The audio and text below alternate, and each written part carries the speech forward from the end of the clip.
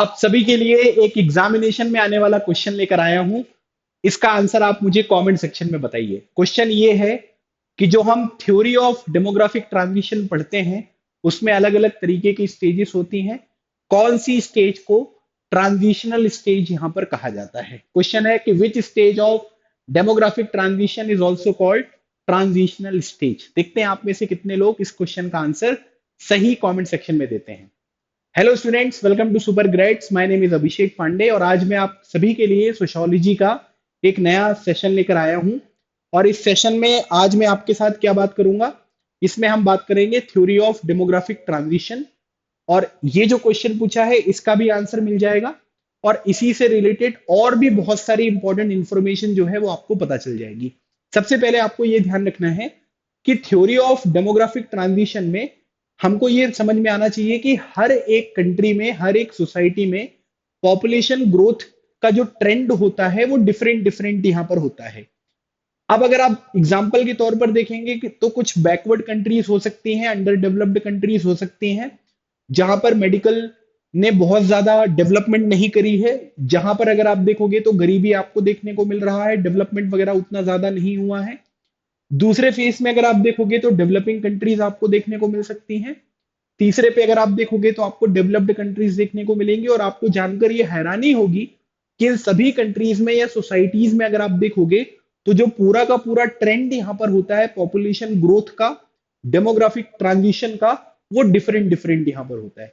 तो इसी चीज को आज के इस सेशन में हम पढ़ने वाले हैं। सबसे पहले अगर आपको मैं एक बात बताऊं तो आपको ये ध्यान रखना है कि पॉपुलेशन ग्रोथ किसी भी पर्टिकुलर सोसाइटी में इस बात के ऊपर डिपेंड करती है कि वहां पर इकोनॉमिक ग्रोथ कैसा है।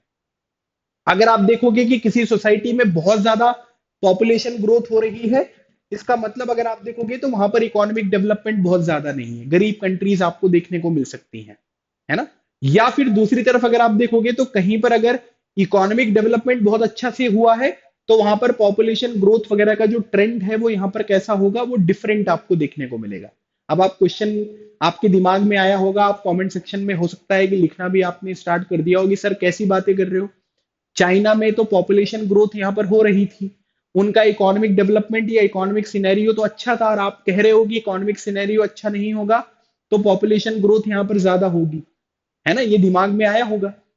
अगर मैं आपको ये बोलूं कि इंडिया में भी ओवरऑल जो यहाँ पर ग्रोथ है पॉपुलेशन ग्रोथ की वो कम है, लेकिन फिर भी हम फर्स्ट पोजीशन पर आ गए, इसका रीजन क्या है? इसका रीजन होता है पॉपुलेशन मोमेंटम, कि हमारे पर्टिकुलर जो यहाँ पर पॉपुलेशन है इसमें जो बच्चे प्रोड्यूस करने वाली जनरेशन आपको देखने को मिल रही है, जो एज ग्रुप आपको देखने को मिल रहा है, वो ऑलरेडी इतना यहाँ पर अवेलेबल है कि छोटा सा भी चेंज अगर हमारी पॉपुलेशन में होगा तो उसका इफेक्टिव जो रिजल्ट होगा वो आपको ज्यादा देखने को मिलेगा। ठीक है, तो ये बात आपको ध्यान रखना है कि किसी भी सोसाइटी में पॉपुलेशन ग्रोथ वाला जो ट्रेंड आपको देखने को मिलता है वो किसके साथ एसोसिएटेड है? उस सोसाइटी के इकोनॉमिक डेवलपमेंट के साथ यहाँ पर एसोसिएटेड यहाँ पर होता है। ठीक है, दूसरी बात अगर आप देखोगे तो आपको एक बात यहां पर ये समझ में आएगी कि हमारे यहां पर जो भी पॉपुलेशन ग्रोथ आपको देखने को मिल रहा है, ठीक है, अब आप बोलोगे सर ये क्या है, तो ये मेनली यहां पर क्या है कि डेवलप्ड, अंडर डेवलप्ड, है ना, डेवलपिंग और डेवलप्ड इकोनॉमीज का मैंने एक एग्जांपल यहां पर बताया। और इसमें अगर आप देखोगे तो आपको यहां पर ये समझ में आएगा कि ओवरऑल पॉपुलेशन जो है वो उसी तरीके से आपको डिवाइडेड देखने को मिलेगी और उसी तरीके से उसका ग्रोथ भी जो है वो आपको देखने को मिलता है। अब मेनली अगर हम देखेंगे तो हमको यह ध्यान रखना है कि जो डेमोग्राफिक ट्रांजिशन थ्योरी हम पढ़ रहे हैं उसमें 3 स्टेजेस होती हैं। पहली स्टेज अगर आप देखोगे तो इसमें आपको यह ध्यान रखना है कि हम लोग थोड़ा सा बैकवर्ड जो सोसाइटीज हैं उनके बारे में बात कर रहे हैं। इसका मतलब है कि हम लोग अंडर डेवलप्ड जो कंट्रीज आपको देखने को मिलती हैं, सोसाइटीज देखने को मिलती हैं, उनके बारे में बात कर रहे हैं। दूसरी बात आपको यह ध्यान रखनी है कि यहाँ पर मेडिकल की फील्ड में, साइंस एंड टेक्नोलॉजी की फील्ड में, एम्प्लॉयमेंट वगैरह में, इकोनॉमिक ग्रोथ वगैरह में कोई बहुत अच्छी जो है वो ग्रोथ यहाँ पर नहीं हुई है। इनका ओवरऑल कंडीशन जो है वो आपको खराब देखने को मिलता है। ऐसी जो सोसाइटीज आपको देखने को मिलेंगी, हम लोग यहाँ पर थोड़ा सा सहारण जो अफ्रीकन कंट्रीज है वहां पर कंसीडर कर सकते हैं। यहाँ पर आपको 2 चीजें याद रखनी है। पहली बात कि यहाँ पर जो बर्थ रेट है वो कैसा होता है, ज्यादा होता है, और डेथ रेट जो है वो भी ज्यादा होता है। रेट ऑफ नेचुरल इंक्रीज अगर आप देखोगे तो वो कैसा होता है, वो लो होता है ना, क्योंकि बर्थ रेट ज्यादा है, डेथ रेट भी ज्यादा है। लेकिन ओवरऑल जो रिजल्टेंट अगर आप देखोगे तो पॉपुलेशन में यहाँ पर कोई बहुत ज्यादा इंपैक्ट पड़ेगा क्या, रेट ऑफ नेचुरल इंक्रीज पर कोई इंपैक्ट पड़ेगा क्या, नहीं पड़ेगा, तो ये लो है। आपको याद क्या रखना है, under developed countries Africa birth rate ज्यादा, डेथ रेट ज्यादा, नेचुरल इंक्रीज यहाँ पर लो। रीजन क्या है, science and technology, medicine, health वगैरह के सेक्टर में बहुत ज्यादा इंप्रूवमेंट यहाँ पर नहीं हुआ। दूसरे नंबर पर अगर आप देखोगे तो ये सेकंड स्टेज है गाइस। सेकंड स्टेज के केस में अगर हम देखेंगे तो यहाँ पर हम लोग किन कंट्रीज का एग्जांपल ले सकते हैं, डेवलपिंग कंट्रीज का एग्जांपल यहाँ पर ले सकते हैं। ये वो सोसाइटीज है जहां पर साइंस एंड टेक्नोलॉजी में, हेल्थ वगैरह के सेक्टर में बहुत ज्यादा इंप्रूवमेंट यहाँ पर हो गई है, जिसकी वजह से अगर आप देखोगे तो डेथ रेट जो है वो कम हो गया है। तो जैसे अगर आप इंडिया का एग्जांपल देखोगे तो इंडिया यही वाला एग्जांपल प्रेजेंट करता है एज ऑफ नाउ। तो बर्थ रेट यहाँ पर क्या है, ज्यादा है, डेथ रेट जो है वो यहाँ पर क्या है, कम है। नेचुरल इंक्रीज अगर आप देखोगे तो वो कैसा है, वो हाई आपको देखने को मिलेगा। मतलब ओवरऑल जो पॉपुलेशन है वो कैसी बढ़ेगी, वो ज्यादा बढ़ेगी। क्यों, क्योंकि बर्थ रेट तो कम हो गया, बर्थ रेट तो ज्यादा है, डेथ रेट आपने कम कर दिया। डेथ रेट क्यों कम कर दिया, क्योंकि साइंस एंड टेक्नोलॉजी, हेल्थ वगैरह के सेक्टर में काफी सारी इंप्रूवमेंट्स जो है वो यहाँ पर हुई है। और इसी वजह से यहाँ पर क्या है कि नेचुरल इंक्रीज जो है वो आपको ज्यादा देखने को मिलता है। अच्छा, यही जो स्टेज आपको देखने को मिलेगी ना, सेकेंड स्टेज, इसे ही हम ट्रांजिशनल स्टेज यहाँ पर कहते हैं। पॉपुलेशन एक्सप्लोजन वाली जो बात होती है ना, या बहुत सारी पॉपुलेशन यहाँ पर एकदम से किसी कंट्री में बढ़ गई, तो वो इसी स्टेज पर आपको देखने को मिलता है। फिर उसके बाद तीसरी स्टेज आपको देखने को मिलेगी। मेनली अगर आप देखोगे तो इसमें कौन से लोग आएंगे, इसमें डेवलप्ड कंट्रीज वाले लोग जो हैं वो आपको देखने को मिलेंगे, है ना। जैसे अमेरिका यहाँ पर हो गया, यूरोपियन कंट्रीज आपको देखने को मिलेंगी, है ना। तो ये सब हो गया। तो एग्जाम्पल में हम लोग यूएसए कंसीडर कर लेते हैं। यहां पर अगर आप देखोगे तो आपको बर्थ रेट भी कम मिलेगा, ठीक है। फिर उसके बाद डेथ रेट जो है वो भी कम मिलेगा। नेचुरल इंक्रीज अगर आप देखोगे तो वो कैसा है, वो लो है ना। मतलब नेचुरल इंक्रीज पहले वाले में भी लो था, थर्ड वाले में भी लो है, और सेकंड वाले में नेचुरल इंक्रीज जो है वो यहाँ पर कैसा है, वो ज्यादा है। अच्छा, अब एक बात ये ध्यान रखना है कि जो भी अलग अलग तरीके की कंट्रीज आपको देखने को मिलती है, वो एक पर्टिकुलर स्टेज से दूसरी स्टेज पे, तीसरी स्टेज की तरफ उनका ट्रांजिशन होता हुआ दिखाई देगा। इसका मतलब ये है कि भाई पहले हमारे देश में भी अगर आप देखोगे तो आपको ये समझ में आएगा कि बर्थ रेट भी ज्यादा था, डेथ रेट भी ज्यादा था, है ना। क्योंकि साइंस वगैरह में, हेल्थ वगैरह में, मेडिसिन वगैरह में हमने उतना ज्यादा काम नहीं किया था, या डेवलपमेंट नहीं हुई थी। और फिर धीरे धीरे हमने क्या किया, डेथ रेट को कम कर लिया, तो सेकंड स्टेज पे आ गए। फिर अभी बर्थ रेट भी कम हो गया है। वो तो क्या है, पॉपुलेशन इसलिए बढ़ रही है क्योंकि ऑलरेडी बहुत सारी पॉपुलेशन है। इस पर्टिकुलर टर्म को हम पॉपुलेशन मोमेंटम कहते हैं। तो अब यहां पर क्या होगा, यहां पर अगर आप देखोगे तो आपको एक बात ये समझ में आएगी कि भाई आगे के टाइम पीरियड पर हमारा जो ट्रांजिशनल फेस है वो कब कंप्लीट होगा, जब हम इसे अचीव करेंगे, बर्थ रेट भी कम और डेथ रेट भी कम।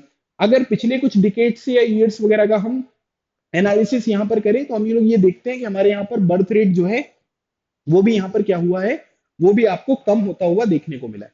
अब इसी चीज में अगर मैं गाइस आपको एक और छोटा सा कॉन्सेप्ट जो है वो यहाँ पर बताऊं, तो ये rate of natural increase basically क्या होता है, नेचुरल इंक्रीज होता है बर्थ रेट में से डेथ रेट को हम क्या करते हैं, माइनस करते हैं, ठीक है। बर्थ रेट में से डेथ रेट को माइनस करेंगे तो तीन पॉसिबल रिजल्ट यहां पर हो सकते हैं। इसका मतलब है कि इसका रिजल्टेंट जो है वो पॉजिटिव भी आ सकता है, नेगेटिव भी आ सकता है, और आपको इसका रिजल्टेंट जीरो आ सकता है। जीरो तो वैसे पॉसिबल नहीं होता है, लेकिन क्लोज टू जीरो हम यहां पर बोल सकते हैं।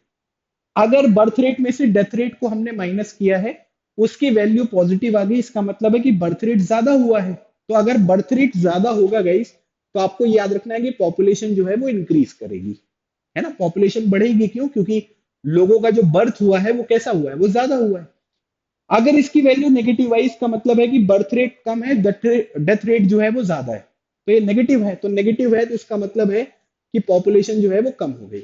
और अगर मान लीजिए कि बर्थ रेट और डेथ रेट, ठीक है, दोनों के बीच का डिफरेंस लगभग जीरो है, तो इसका मतलब अगर आप देखोगे तो ये क्या हो गया, ये यहाँ पर मान लीजिए कि ये पूरी की पूरी पॉपुलेशन जो है वो आपकी स्टेबलाइज हो गई है, वो स्टेबल हो गई है ना। जितने लोगों की डेथ हो रही है उतने लोग जो है वो पॉपुलेशन में दोबारा आपको यहाँ पर ऐड होते हुए दिखाई दे रहे हैं। तो ये चीज आपको ध्यान रखना है कि बर्थ रेट, डेथ रेट और ये सब चीजें क्या है, किस तरीके से काम करेंगे, ठीक है।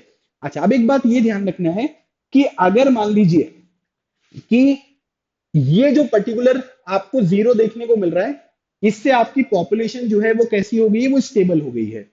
लेकिन अगर इससे थोड़ी भी वैल्यू बर्थ रेट की यहाँ पर कम हुई तो आपकी पॉपुलेशन जो है वो कम होने लग जाएगी, है ना। इसीलिए फर्टिलिटी रेट जो है वो रिप्लेसमेंट लेवल के साथ जो है वो मैच करना जरूरी है। रिप्लेसमेंट लेवल ये हो गया है। रिप्लेसमेंट लेवल का मतलब होता है कि जब बर्थ रेट और डेथ रेट के बीच का डिफरेंस कैसा हो जाए, जीरो हो जाए।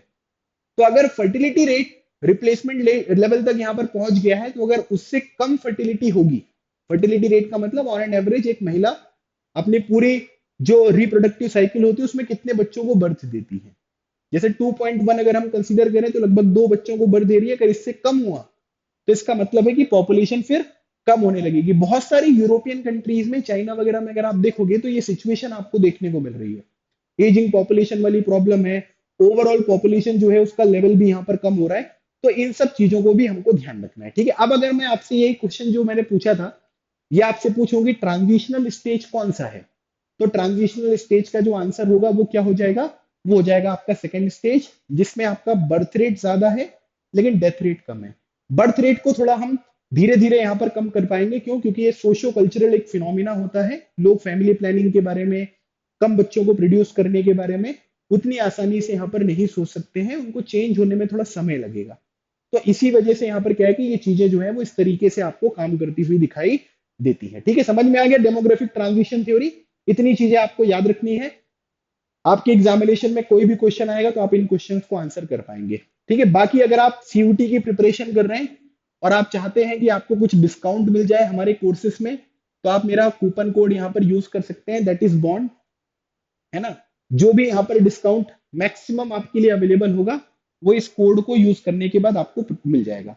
आप हमारी वेबसाइट्स वगैरह भी रेगुलर बेसिस पे विजिट करें, क्योंकि वहां पर भी बहुत सारा फ्री ऑफ कॉस्ट मटेरियल भी आपको प्रोवाइड किया जाता है, गाइडेंस भी प्रोवाइड किया जाता है।